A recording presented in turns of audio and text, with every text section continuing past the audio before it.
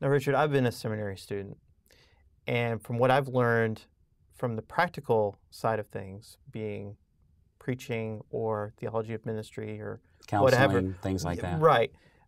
It actually turns into more of an academic, intellectual pursuit, which would fit more in the biblical studies side of things. People tend to run away. Or in the theology side, whatever. Right. People just tend to run away from that. And why is that? I think it's because we have a basic model of education that is classroom oriented. What are you going to do? If all you do is come in and you have this medieval model of what education is, where you have the expert professor, doctor, come into the room, and he functions as a human data transfer unit, okay, which is what we're talking about here, where he or she now stands up and reads from notes, and then the students are human Xerox machines from the medieval period, writing their notes from the lecture as fast as they can, and then regurgitating that onto an exam. Okay, now that is, I mean, apart from the fact that we have some people that are doing it differently, that basic model has not changed yet.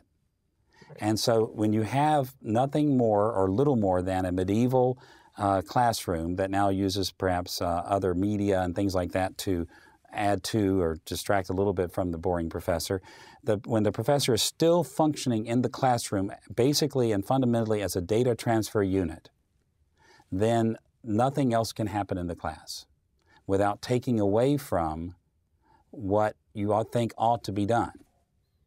And so what I'm convinced of is this, is that the value-added feature of a learning community, like living people in a seminary together or a Bible school together, where they actually meet together with human beings, is that human element, is the meeting together. The basic data of a solid theological education can be transferred much more effectively by many other means. Multimedia, books, whatever, you name it, okay? It can be the transfer of data can happen by other means. The value-added feature of being in a school is that you have a human being in front of you who allows his or her humanness to be shown. And they get out from behind the podium and enter into the lives of the students. Now, so long as the requirement of the classroom is data transfer, that professor will never be able to get out from behind that podium very much without everyone feeling as if they're getting cheated. Right? Yeah. I mean, you've been in classes like that, right? Mm-hmm. Well, you say to yourself, well, why isn't he giving us anything? I mean, you know, he's just talking about his life and things like that. That's because you're still depending on that event in the classroom as the data transfer time. Mm-hmm. And it can, especially in practical theology, where you do practicums, where you actually take class time to discuss real issues of life, or you actually take field trips and things like that. So rather than talking about Islam, you go meet Muslims. You have Muslims come to the class. Or rather than talking about a funeral, you actually go to funerals. Mm-hmm. You go to the funeral home and you talk to the morticians there and ask them, you know, what goes on in here so you can understand what goes on. Now, a lot of people in an academic setting would say, well, that's a waste of time.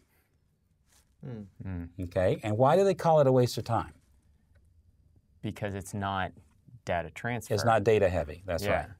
It's experiential. That's right, exactly.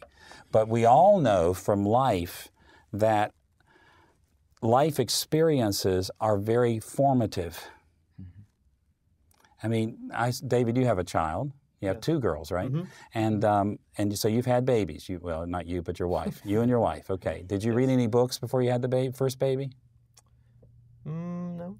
You didn't? Well, you should have. Most people do. Well, you didn't read any books about birth and babies, huh? No.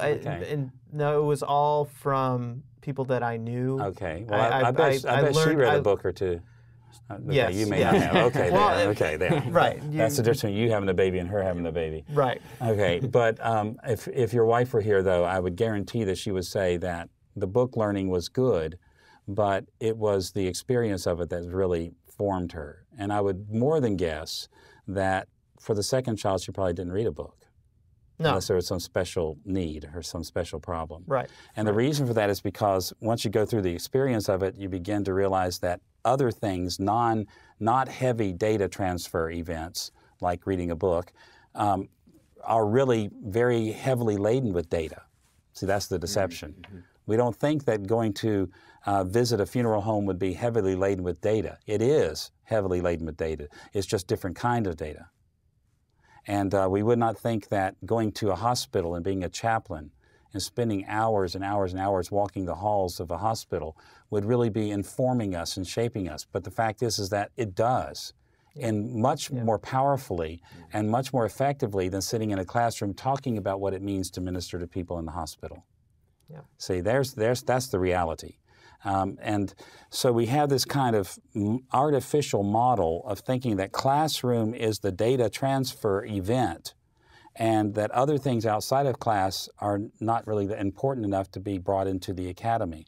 But happily, that model's being broken.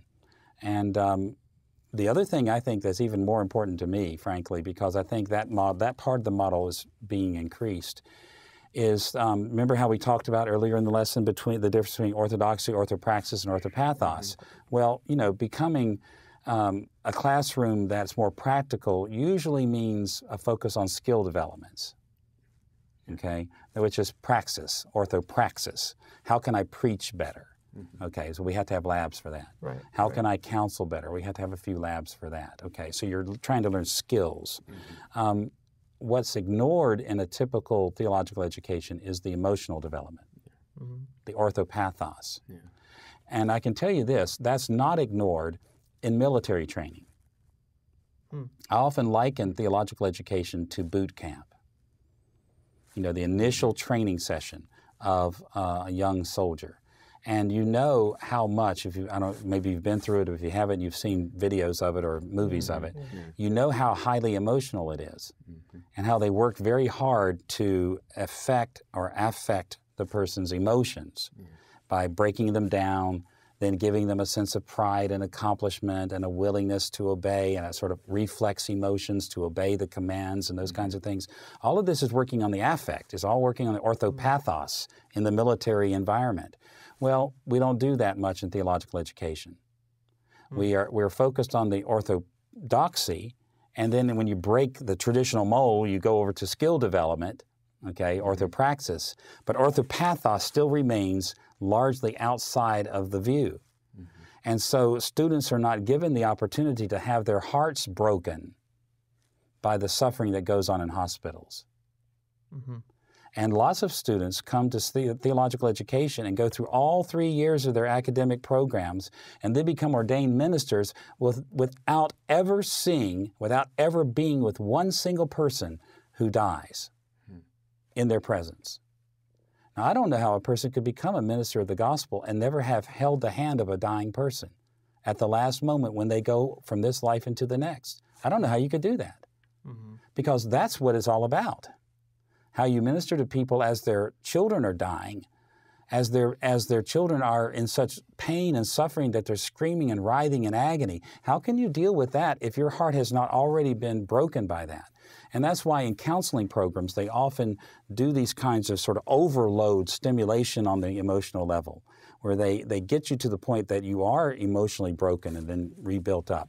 But that doesn't happen normally in a theological education. You've been to seminary. Did it happen to you there purposefully? Maybe it happened, but did it happen purposefully? No, never purposefully.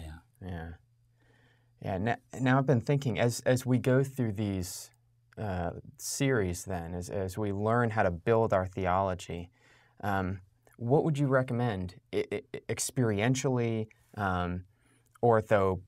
pathetically, if you will, that we should do as we listen to these lectures, as we get that data transfer? Right. How should we live this out? Yeah, because in a multimedia program like what we're doing here, there are some emotional elements, and we're trying to bring that to bear as much as we possibly can. But it's largely data transfer. In fact, what we're hoping is that the things we do are going to allow teachers in schools to be free from the data transfer responsibility. See, that's kind of the goal, is to sort of enable them to do that more easily so they can spend their time on other sorts of things.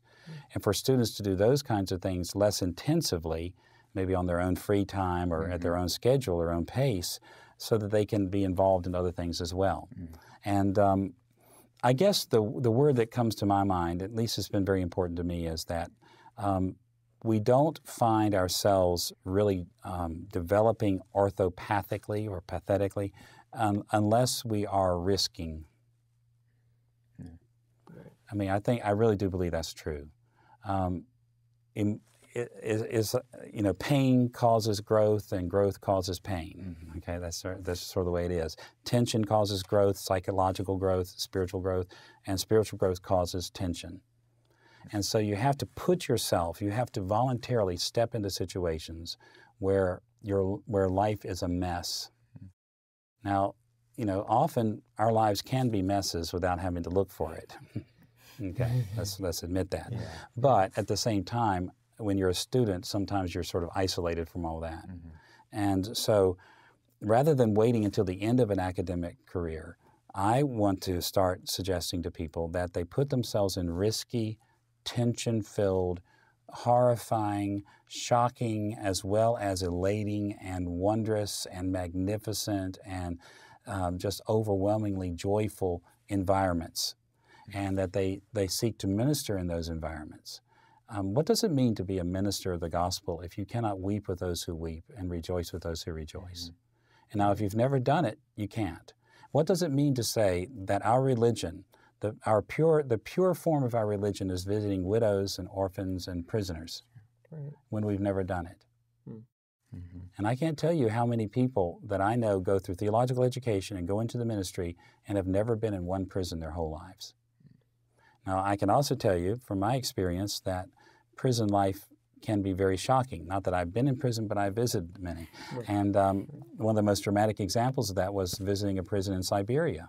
Mm-hmm. Now, you can imagine prisons in the Western world are very nice compared to a prison in outer Siberia, in Irkutsk, Siberia. Mm-hmm. And just to walk into that place with another Christian minister who led chapel, and just to see how those men lived, what their lives were actually like, brought to me a life transformation on the orthopathetic level that I could never have gotten from reading a book. I don't care how carefully I read it. Mm-hmm. And it's very important for people who are preparing themselves for gospel ministry to be people who have risked their lives.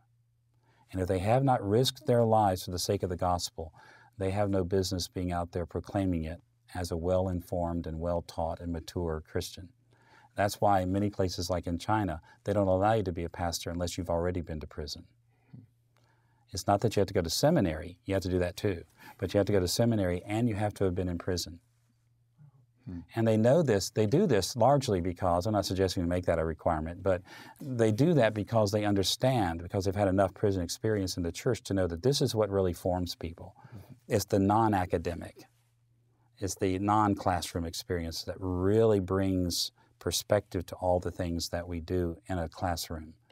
And so my suggestion, practically, that's what you're asking me, is get out of the classroom.